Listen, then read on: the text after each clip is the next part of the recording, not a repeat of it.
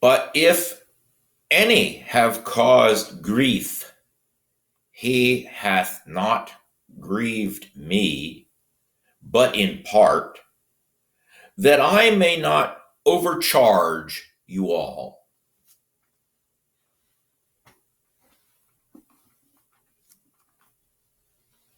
That was 2 Corinthians chapter 2 and verse 5 from the King James version, and I'm using the original King James, not the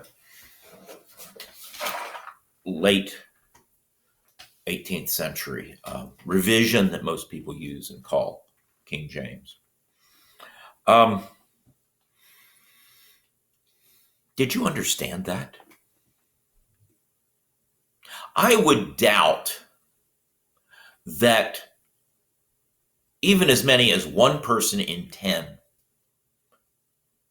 of English speakers in the 21st century who read that have any clue what he is saying in the second half of that verse. The King James translators here, and the King James is a very accurate word-for-word translation into what is called early modern English. Notice that it's not modern English, it's early modern. That means the English of 400 and something years ago. And by the way, they did not translate it into the English of 1611 in order to maintain the traditional sound of it. They deliberately translated it into the English of their grandfathers, the English of the mid-1500s.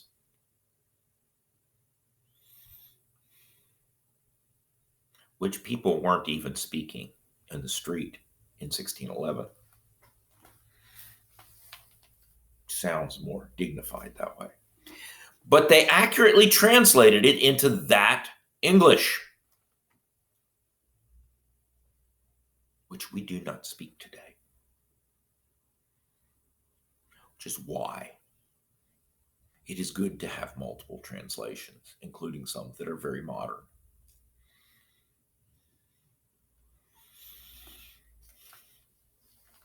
If you don't speak early modern English in your home, if you didn't grow up speaking it from the cradle, why do you have such a translation?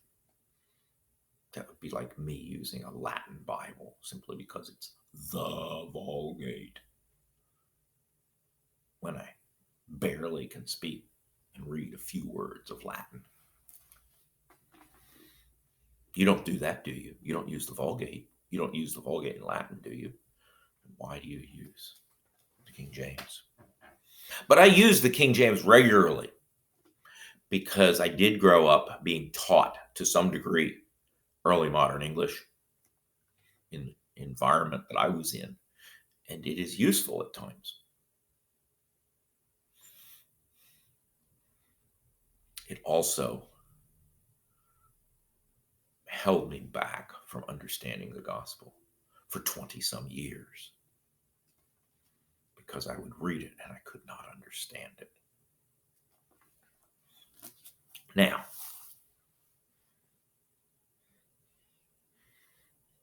interesting, the rabbis had an expression because most people spoke Aramaic and they were reading the scriptures in Hebrew, and they said, if someone gets up and reads the law, the Torah, the books of Moses, the law of Moses, the Holy Scripture, to a congregation and does not explain it, does not translate it into the language of the people in a way that they can understand it, it is the same as if he had deliberately mistranslated it. Interesting thought. Okay. Now, here is one of the versions of the New International. By the way, there are many different versions of the New International. Every few years they change it. So, but here's an older one. See, it's kind of beat up. It's not the oldest, I don't think, but it's understandable.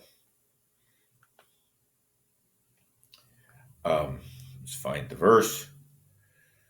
There it is.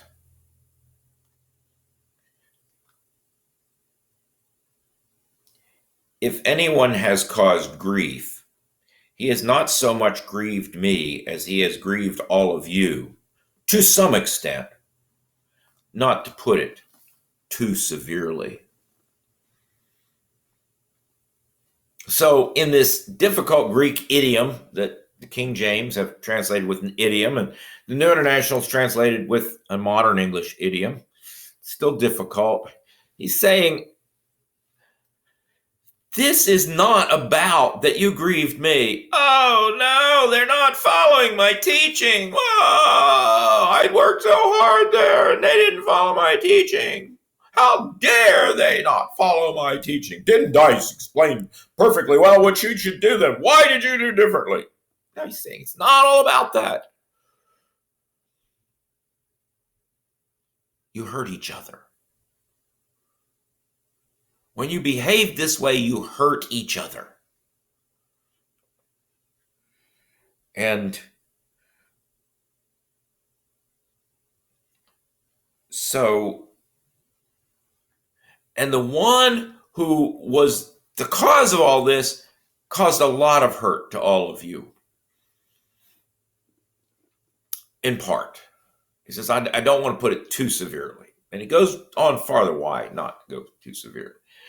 And I'm not even sure we clearly have it. There may be another translation that better renders this thing that is translated in part. So I'm not going to even say I fully understand that phrase in there. If I were fluent in Koine Greek, perhaps I would. And then he says, but not to put it too severely. Let's not get too far about this. We're out of time. And frankly, I don't fully understand what he's trying to say in this verse. So, trying to say, this is what it is. But I think it was worthwhile to look into how using an archaic translation can make a difficult to understand verse completely black and as if the lights are out and you cannot read it all. So get a good translation that clearly puts the Bible in the language you spoke when you first learned to talk.